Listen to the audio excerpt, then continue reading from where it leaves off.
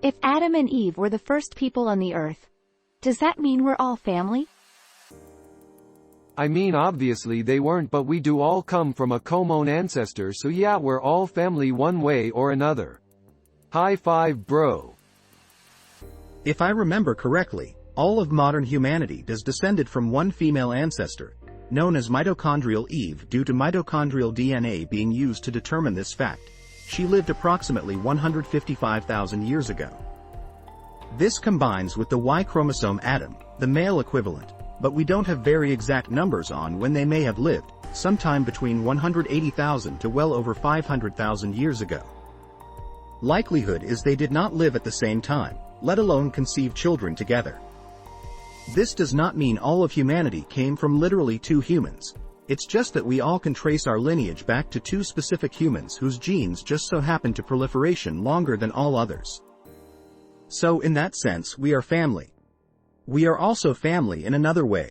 All humans alive today are no more than 50th cousins of each other. Roughly speaking, 50 deviations or so until all our genetic lines combine into one massive family tree. This can be seen via performing some generational math. Assuming every couple has at least 2 children, the bare minimum required to continue the species, everybody would have 4 first cousins, 16 second cousins, 64 third cousins, and so on and so on. If you extrapolate this out to around 50th cousins, you would have a number around the current population of Earth. Now, this is obviously the conservative estimate, and the deviation is likely lower. That said, if you stretch the definition of family by a lot, this method also shows that yes, we are all family. Would like to thank Landon One Tai for pointing out a mistake in this post, heavily messed up my wording and have since edited it. Depending on which Abrahamic religion you follow. But in Christianity, Islam, Judaism, there are records, or myths of Adam and Eve having daughters. Now, haplogene groups does find commonalities with other races. So, in a way, we are all connected, theoretically. I took theology for quite some time, and we learned that there are daughters that Adam and Eve pushed out, but not mainstream unless you want to become clergy. It's all crap, unless of course you see it as fables that teach us lessons, then it's only mostly crap. The disturbing part is the fucking Nimrods who believe this crap seem to be in charge of everything. Yes, but I like to think of it as they were directly from God, so didn't suffer incest-related problems. We are all related scientifically through a woman known as mitochondrial IDK, how to spell it, Eve, who just by luck and genetic bottlenecking like the interruption at the start of humanity that may have brought us down to less than 5,000 before we left Africa. Another reason why the Bible shouldn't be taken seriously. Whether you believe the Bible is true or not, science believes that all of modern humanity does have a common ancestor. If we're all daughter and sons of gods, then having sex is incest. Yeah, in the Bible, they were the only 2 people created in the beginning. Unless God threw some more people in there without the writers of the Bible mentioning it, they are an incestuous family that I am surprised did not die out sooner. This makes no logistical sense when taken literally, which is why many people see the Bible as figurative or metaphorical rather than literal. Plus, it was written by people. People fuck up. People have biases. People mistranslate. People leave out details. Another reason you can't trust that is exactly what happened. No, there were tribes of other humans outside of the garden that they interbred with. Imagine you're super into incest porn, then find out all humans are technically family. God ain't real and Bible a book of nonsense. Yep, but a lot of us are so far related that genetic complications doesn't have a big effect. Like I think 5 generations is the minimum gap to not have inbred problems. Adam and Eve were not the only people around. When they left the garden, they met others. Lots of others. They are just the progenitors of a particular people. Technically we're all biologically related, including that chicken you just ate. Only inside Olive Garden. Genetically, sort of. Biblically, Genesis is a fairy tale, so no. We all have a common ancestor. It was not Adam and Eve, who are fictional and mythological constructs. But yes, all humanity is one huge, spread-out family. I mean, even if you take the world's population and divide by 2 parents, and then keep dividing by 2, you can track how many generations it would take for you to reach a historical world population, and there you go. All related. And Cain said unto Jehovah, My punishment is greater than I can bear.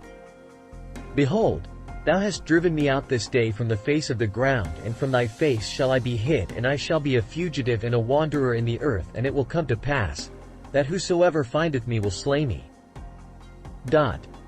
Genesis chapter 41,314 ASV. Cain fears he shall be slain, implying there are other people.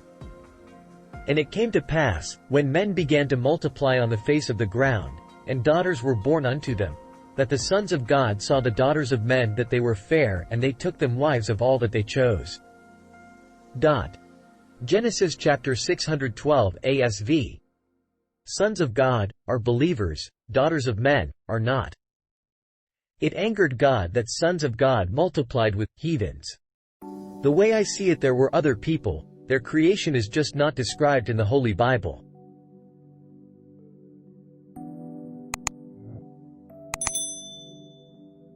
Technically, the Bible never said they were the first. At Olive Garden, we're all family. Number 1. We have no way of knowing exactly how long they were in the garden. 2. Being first doesn't necessarily mean only. 3. They were worried about being naked around any other people they came across. That indicates that not only were there other people created, Adam and Eve were aware of them. 4. When Cain killed his brother, God put a mark on him so other people he came across in his travels wouldn't kill him. This all hints to many people being created, but only hearing the story of one couple. Humans do share 1% of our DNA, so we all related technically. If you're going to follow biblical history, the gene pool gets narrowed down to Noah and his immediate family at some point too. Read Genesis again, but keep in mind the following. It never said that Eden was the only land. In fact, it mentions the land of Nod when they are cast out. Other human beings are entirely within the Venn diagram of possibilities. It is entirely possible that Adam and Eve existed, are literal, but that they were the first human beings endowed with souls and minds. They could easily breed with other unendowed human animals. As to Noah, it isn't entirely clear that it is a universal or localized flood. Be aware of what the Bible doesn't say as much as what it does. And try not to make assumptions.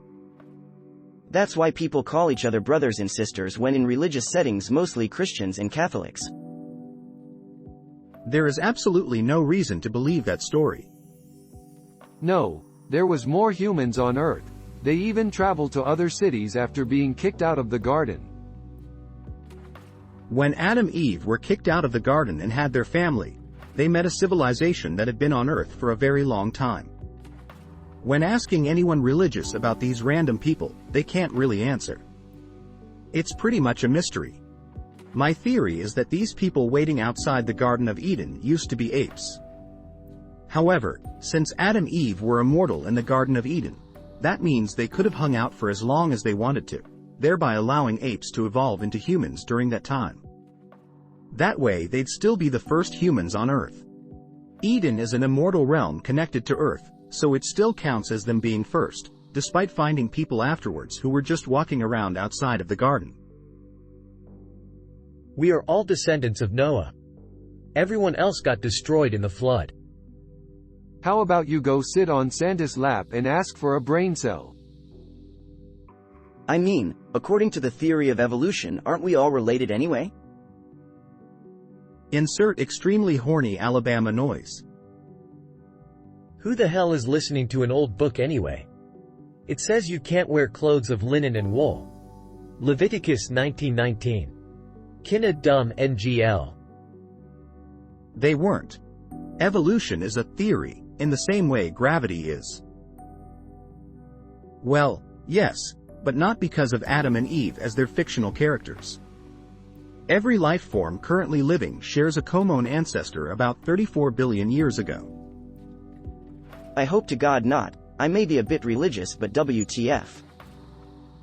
If you're a person of faith, then yes.